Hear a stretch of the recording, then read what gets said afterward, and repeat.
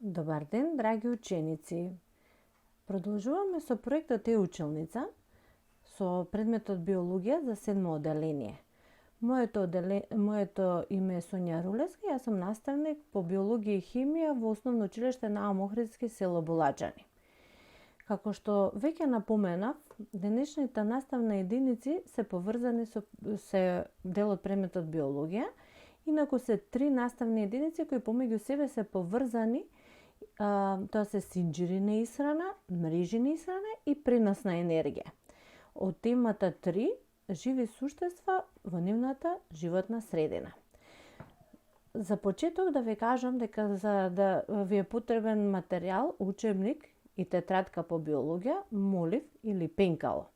Додека јас ви ги презентирам целите на денешниот час, вие можете да си ги земете овие потребни материјали. Во цели на часот спаѓаат да ги знаеме поимите за синџир на исхрана и мрежа на исхрана, да препознаваме дека синџирите на исхрана се биотички фактор во животната средина, да представуваме синџири на исхрана со дадени членови, да поврзуваме различни синџири на исхрана во мрежа на исхрана во еден екосистем и да препознаваме како се пренесува енергијата во синџирите на исхрана. Но за почеток да се потсетиме на синџир на исхрана. Бидејќи ние во 6-то оделение по предметот природни науки веќе зборувавме за синџири на исхрана. Заради тоа, од секој од вас сакам да напишете по еден синџир на исхрана во тетрадката од најмалку 4 члена. Додека ова го правите, најдобро да го стопирате видеото за да можеме понатаму да продолжиме. Кога ќе бидете готови, можете да стиснете на понатаму за да видиме што следува понатаму. Да се потсетиме. Што е синџир на исхрана? Синџирот на исхрана ни го покажува врската помеѓу животните организми преку исхраната и таа врска спаѓа во така наречените биотички фактори во еден екосистем. За биотички и абиотички фактори во екосистемот веќе зборувавме во текот на оваа тема.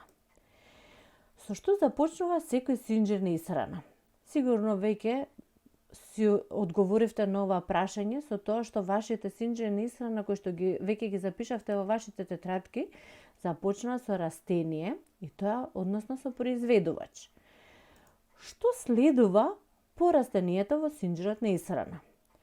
Сигурно и на ова прашање веќе го знаете одговорот преку вашите синџири на исхрана дека следува животно, односно потрошувач. Меѓутоа, на крајот со кои живи организми ги враќаат материите во енергијата во природата, може би не може да се сетите во овој момент, меѓутоа јас ќе ве потсетам дека тоа се разградувачите за кои што зборувавме во првата тема во наставата по биологија за 7 оделение, а ќе зборуваме понатаму во оваа презентација. Најпрво да се потсетиме со тоа што се тоа производувачи или продуценти. Тоа се живи организми кои сами се произведуваат храната од прости неоргански материи со помош на светлината и создаваат сложени органски материи, односно вршат фотосинтеза. Односно, тука спаѓаат растенијата кои примајќи јаглерод диоксид и водата од надворешната средина создаваат шеќери, тоа се сложените органски материи, испуштаат кислород, но сето тоа се одвива со помош на сончевата светлина. Освен растенијата, во произведувачи спаѓаат и алгите и фитопланктонот. Фитопланктонот се ситните растителни едноклеточни животни кои што вршат фотосинтеза и кои што живеат во водните екосистеми. Втората група се потрошувачи или конзументи. Тоа се живи организми кои не можат сами да произведат сложени органски материи, па мора да ги внесат готови од други живи организми. Во потрошувачи спаѓаат животните, некои праживотни и зоопланктон. Ова овдека ви е една слика на зоопланктон. Тие исто така се многу просто живи организми кои што живеат во водата и се хранат со готова храна.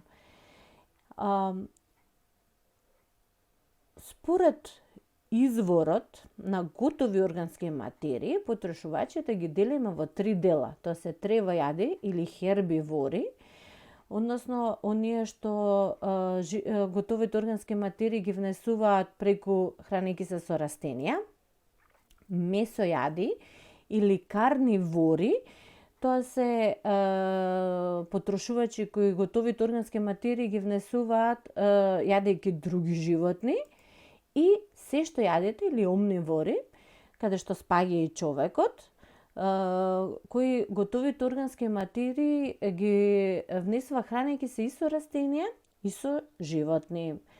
Овие поими на вас веќе ви се познати, можеби нови поими се хербивори, карнивори и омнивори, кои што треба да ги запамтиме, а исто така и зоопланктонот како дел од водните екосистеми. Третата група на живи организми според исхраната се разградувачи. Тоа се живи организми кои се хранат со изумрени растенија и животни и нивните остатоци. Тие ги разложуваат сложените органски материи до прости и неоргански и ја искористуваат енергијата од материите.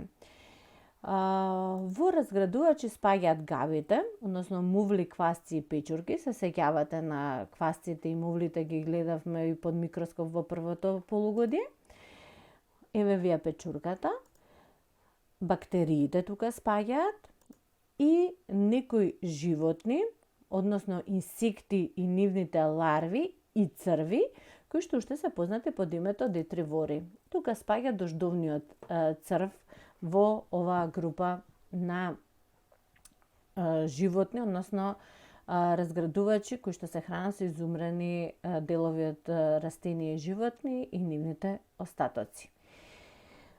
Да објаснам уште малку, значи разградувачите се хранат со изумрени растенија и животни и нивните остатоци. Тие, откако ги разложат сложените органски материи до прости неоргански, од овие материи искористуваат енергијата, а од друга страна па простите неоргански материи, ако се сеќавате, беа неопходни за произведувачите да ги создадат сложените органски материи.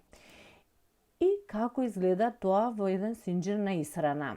Значи, произведувачот секогаш е на прво место во синџирот на исхрана. Тоа е растение, алга, фитопланктон. Па потоа следува примарен потрошувач. Примарниот потрошувач мора да се храни со произведувачот, односно тој може да биде тревојад или пак сестојад. Секундарен потрошувач кој што се храни со примарниот потрошувач, терцијарен потрошувач и така натаму.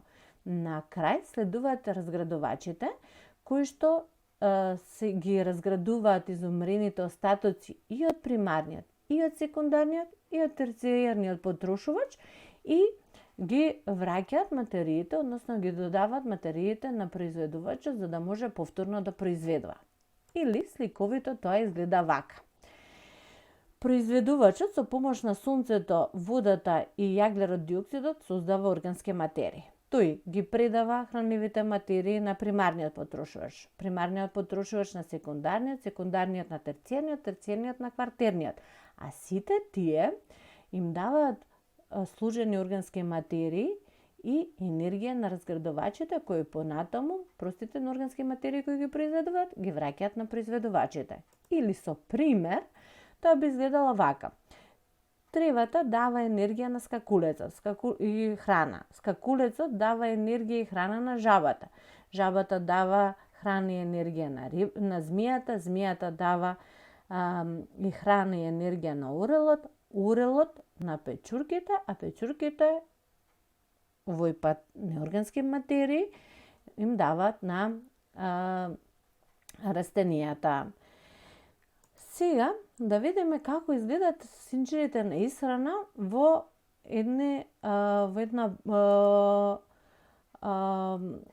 едно живеалиште, например шума.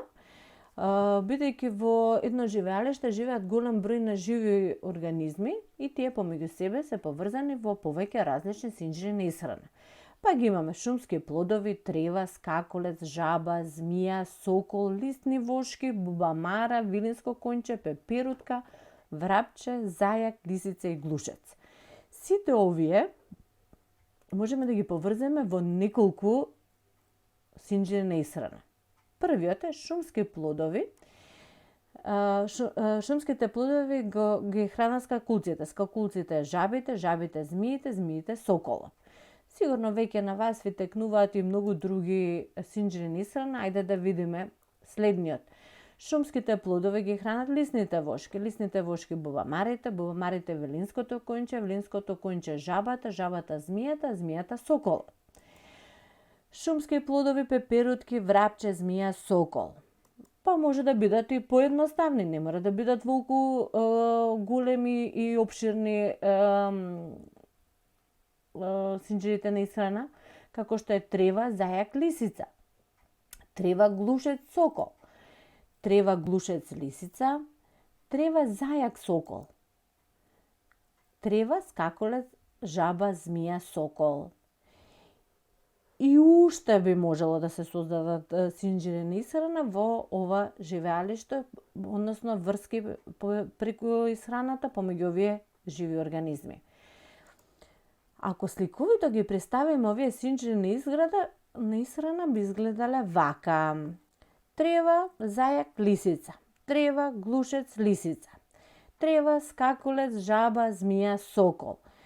Шумски плодови, пеперутка, жаба, змија, сокол. Шумски плодови, лисна вошка, бубамара и веднага најголемиот вилинско конче, жаба, змија, сокол. И при тоа треба да внимаваме на стрелките во кој правец се движат. Следејќи ги стрелките можеме да составиме и други синџири на исхрана кои што и ги немавме на претходниот слајд.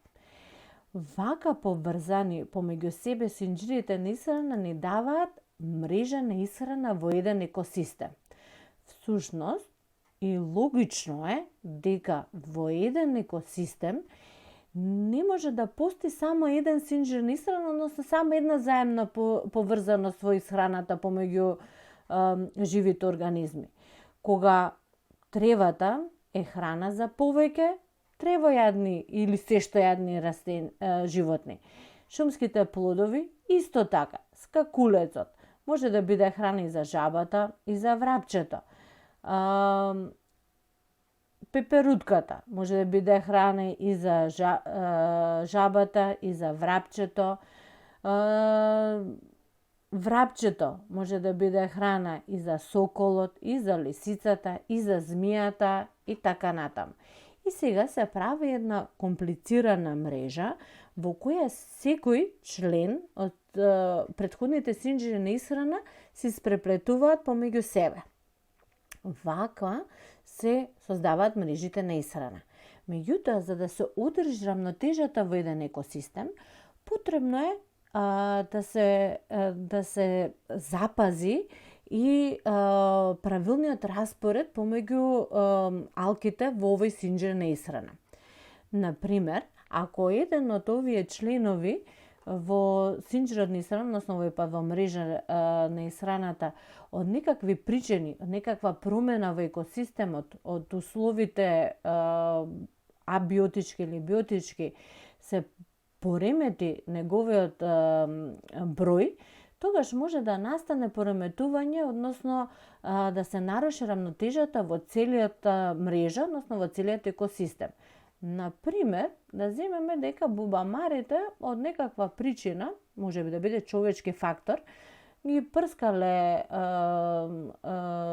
шумите со некакви средства и сите бубамари што се наоѓале во шумата изумреле.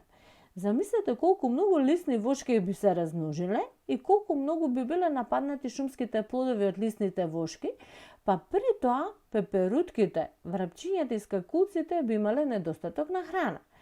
Истото би се случило и со било кој друг член од синџирот на исхрана. Поради оваквата рамнотежа, за да се одржи ваквата рамнотежа, постои така наречената пирамида на бројност, во која колку што е понисок членот во синџерот на исхрана или колку што е понапред во синџерот на исхрана, толку го има повеќе во самиот екосистем. Например, произведувачите на храната ги има најмногу, односно тие се најбројните единки во едниот екосистем. Потрошувачите од првиот ред се исто така многу, меѓутоа ги има помалку отколку произведувачите. Оние што се од вториот ред се повеќе од потрошувачите од третиот, меѓутоа се помалку од потрошувачите од прв ред и така натаму. Оние животни што се хранат со многу други животни и растенија, обично ги има помалку на број во едно живеалиште или во еден екосистем.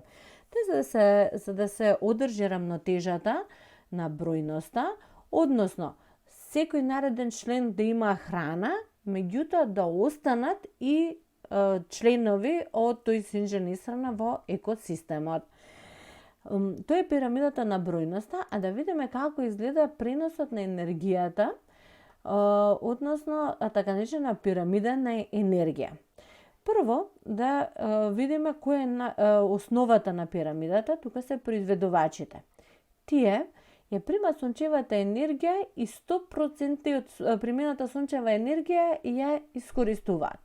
Тие искористуваат за сопствените потреби, за растењето, за развивањето, за да вршат фотосинтеза и така натаму. Од таа енергија, тие само 10% ја препуштаат на примарните потрошувачи. Примарните потрошувачи ја трошат оваа енергија за сопствени потреби, односно испуштаат како топлина, растат, се размножуваат, се развиваат, се движат и така натаму. Од примарните потрошувачи само 1% од првичната енергија ја предаваат на секундарните потрошувачи. Овие секундарни потрошувачи, голем дел од оваа енергија ја трошат за своите потребни. Тие ја ослободуваат во природата, се хранат, се движат, се размножуваат, растат, се развиваат и така натаму. И уште помал дел, од 0,1% пренесуваат на терциерните, а врвот на пирамидата или врвниот предатор добива само 0,01% од вкупната количина на сончева енергија која што ја примиле произведувачите на почетокот на целиот овој синџер на исхрана. Целата енергија, секој од овие членови ја предаваат, на крај ја искористуваат разградувачите, кои при нивното разградување создаваат неоргански материи, кои се враќаат, односно ги примаат произведувачите. И со тоа се затвара кругот. Да видиме што заклучивме, односно што требаше да разбереме за синџерите на исхрана. Тие ни ги покажуваат врските што се однесуваат на исхраната во природата. Ни покажуваат на кој начин се пренесува енергијата од еден на друг организам, кога организмот произведува или јаде. Тие започнуваат со произведувач, која користи сончевата енергија и зависат од разградувачите за да се затвори циклусот на кружење на материјата и енергијата во природата. Заклучок за мрежите на исхрана. Ни ги покажува сложените врски што се однесуваат на исхраната во рамките на еден екосистем. Ги покажуваат како се пренесува енергијата помеѓу организмите, се составени од повеќе взаимно поврзани синџери на исхрана. Домашна активност имате во учебниците на страна 78 мрежа на исхрана во Јужниот океан?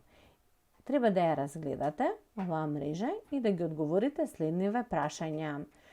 Кој организам е произведувач во мрежата на исхрана во Јужниот океан? Да наброите 3 потрошувачи во мрежата на исхрана во Јужниот океан и да најдете синџир на исхрана од 6 членови, почнувајќи од произведувач и следејќи ги стрелките.